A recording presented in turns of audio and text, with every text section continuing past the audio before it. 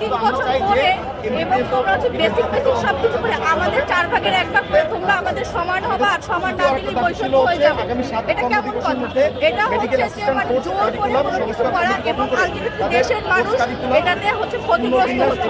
আর আমি আগে বলেছি ডিএমএফ আগে ছিল 2 বছরের কোর্স, 9 সাল থেকে ওদের কোর্স 3 বছর 4 বছর এবং আমাদের সাথে ইন্টার্নি করা, এগুলো এই স্বৈর শাসক শেখ হাসিনার আমলেই হয়েছে, যাতে ওরা দেশের মানুষের চিকিৎসা দিতে পারে এবং আমরা ডাক্তাররা ডিপ্রেসড হয়ে যে ওরা আমাদের যদি একই সময় হয় তাহলে তো আমরা ডিপ্রেশনে পড়ে যাবো। 4 বছর 6 মাস বা 12 মাসের যে কোর্সগুলো করানো হয় সেগুলোতে ন্যূনতম জ্ঞান দেওয়া হয়, কিন্তু এই ন্যূনতম জ্ঞান দিয়ে আসলেও মেডিকেলের ব্যাপারগুলো প্র্যাকটিস করা যায় না, কারণ আমরা আলটিমেটলি শরীর নিয়ে কাজ করতেছি এবং শরীরের যে ভাইটাল অর্গান সেগুলো খুবই সেন্সিটিভ।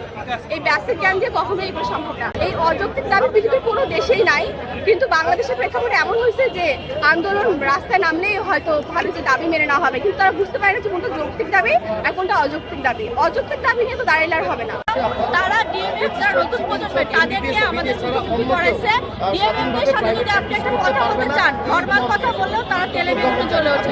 আপনি নেটিভ ভয়েস এই গ্রুপটাতে দেখবেন ডিএমএফ এর সাথে আমাদের ডাক্তার মোবারক হোসেন ভাইয়া বসেছিলেন, ডিএমএফ এর ছেলেটা পাশে বসা ছিল। ভাইয়া একটা কথা বলে ও সব কথার উত্তর টেলিভিশনে চলে দেয়, মানে ওদের ভিতরে একটা ঢুকাই দেওয়া হয়েছে যে তোমরাও ডাক্তার, তোমাদেরকে শোষণ করা হয়েছে।